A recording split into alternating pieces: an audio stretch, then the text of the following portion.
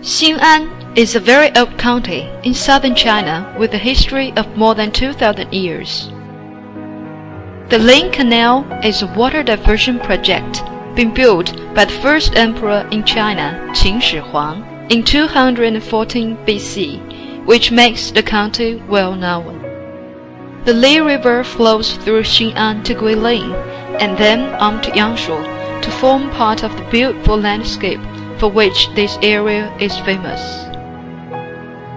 Thousands of years have passed. People live in a simple and peaceful life, just like the water that flows peacefully by.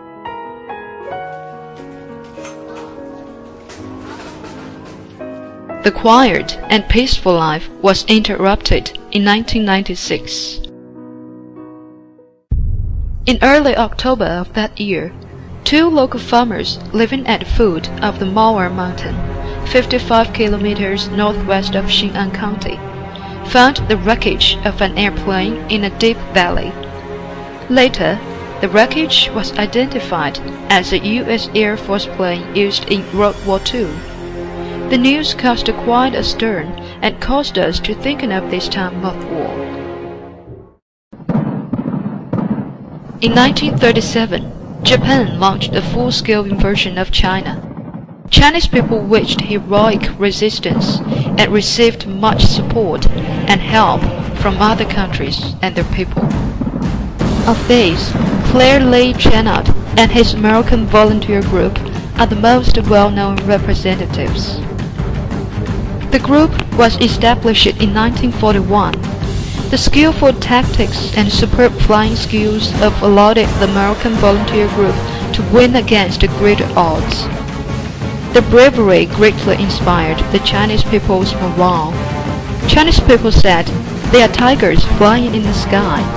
The pilots painted a tiger with wings on the planes, and they became known as the Flying Tigers. From 1941 till the end of Second World War, the U.S. Air Force total shot down 2,600 Japanese aircrafts and bombed 44 warships. The Flying Tiger to do their best efforts to strongly support China's anti-Japanese war. The war finally finished, and the peace returned. Many American soldiers returned to China to visit the place where they fought during the war. George Hightower and Frank Gleason are among them. I remember that in the summer of year 2002, George and Frank came to Guilin, escorted by their friend Richard.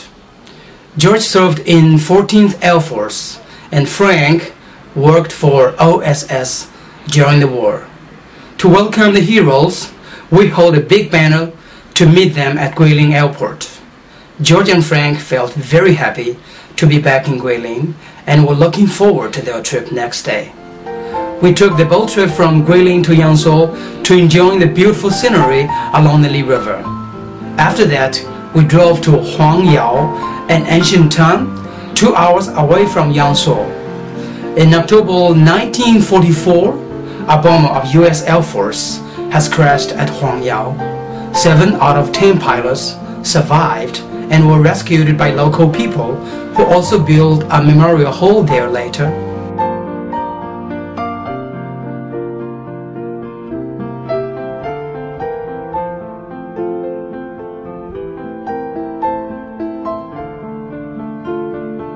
We also went to the abandoned Yangtown Airport at Lingui County near Guilin. The Yangtown Airport was built in 1942. It is one of the biggest air bases for U.S. Air Force until 1944, when Japanese Army invaded Guilin. There is a small hill near Yangtown Airport. General Chennault established his command post there. He often stands on a rock, watching the battle. The poems engraved on the cliff was by Mrs.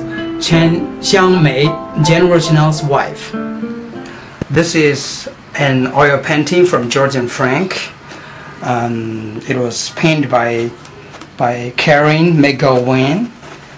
It is about the battle happened in 1942, and during this battle, 34 Japanese flights lost it, and none of the American flights lost during that battle. It was a great victory. This is a map from 1945. It's a map of airfields in China. This is the map of China. And we see Yangtang Airport here in Guilin. And George and Frank and me also visited Huangyao ancient town down here. There was one of the biggest airport in Hunan province, in Zhejiang, which is over here.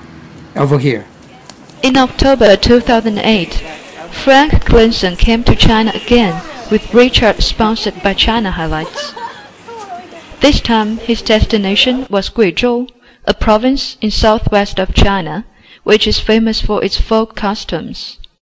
Frank went to a remote and small county at the border of Guizhou and Guangxi province named Dushan. In 1944, the Japanese army mounted a large-scale attack on southern of China. One of the purposes was to destroy the U.S. Air Force bases. The Kuomintang army resisted but could not stop the invasion. The residents in Hunan and Guangxi province in southern of China had to retreat to Guizhou province along the railway. Millions of people walked along the railway and passed on the mountain to Guizhou, carrying their baggage and belongings. Frank and his men retreated at rear of crowds. He was in charge of the mission to bomb the bridges, stations, and railway to hold back the Japanese troops. In December 1944, Frank came to Dushan County. He blew up a huge arsenal and a very important bridge, Shenhe Bridge, to prevent the pursuit of Japanese army. This part of life left a deep impression and made him want to return to Dushan. Upon arrival, Frank laid a wreath at a monument there. In the War Museum, he saw many old pictures and relics from the war.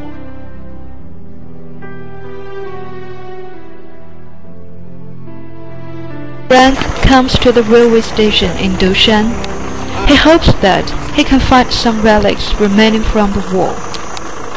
However, everything has changed during the 60 years. He could not find any old house or familiar scene. They all had gone with time.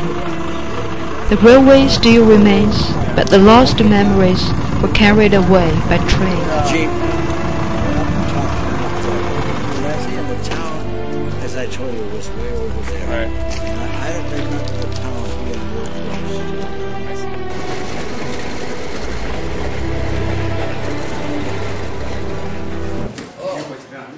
Frank's Guizhou trip was not only for memories. He also visited many interesting places which were recommended and organized by China Highlights.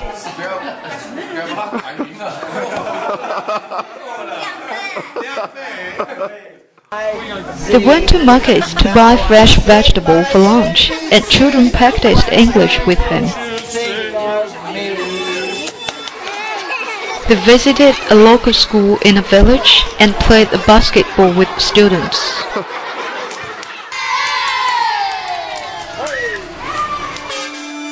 In a minority village, Frank drank the local rice wine at the welcome ceremony and enjoyed the singing and dance performances. Frank was happy on his Guizhou trip.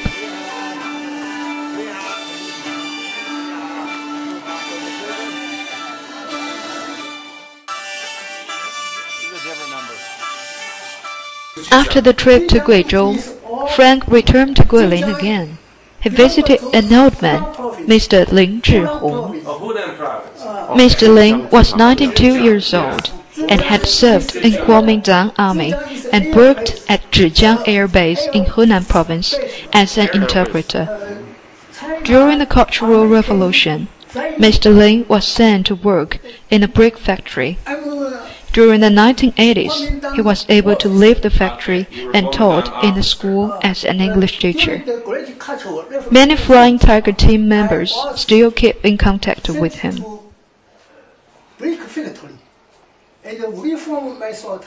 I see. Reformed your thought. Yeah, I understand. Wow. Because of his age, Mr. Lin could not tell his story clearly. He showed some letters from U.S. soldiers and documents about Guilin Yangtang Air Base to Frank. Frank read the letters very carefully. One early morning, the alarm sounded above the skies, alerting the people of the Japanese warplanes. As it neared Guilin, the American commander of the squadron. At noon, Victor, our general manager, invited Frank, Richard, and Mr. Lin to lunch together. Outside of Linyu is a temple, Feng Shisu temple, and there's a beautiful spring in there, and back of the back part of the spring is this very famous Chinese woman. Gorgeous, and people used to make tracings. You know the tracings? Yeah. They do that a lot in China. They take it and then rub it like that. Stone relief. I have that at home. The wreckage, which was found in Mauer Mountain, was identified a bomber belonging to 14th U.S. Air Force. Aircraft was crashed on August 31st, 1944, after they had finished a bombing mission to a port in Taiwan. There are 8 crews on the plane at that time, and they all died in the crash. To commemorate the discovery, the local government set up a monument at Mauer Mountain.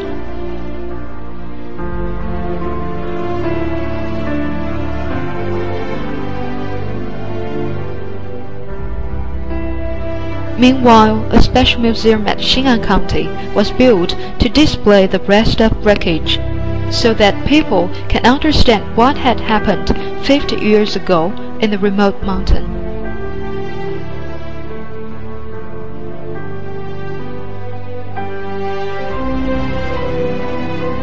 In September 2005, a Flying Tigers Museum was built at the site of the Flying Tigers base in Zhejiang, Henan Province. This is the first museum in China dedicated exclusively to the Flying Tigers. The building is a steel and marble structure with wide sweeping steps leading up to a platform with columns holding up the memorial's sweeping roof. The pictures and relics are displayed in the memorial hall to silently tell the story.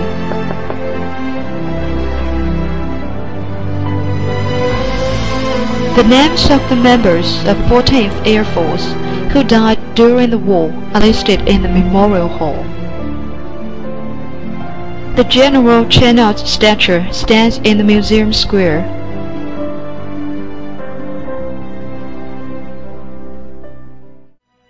George Hightower passed away in U.S. in 2005.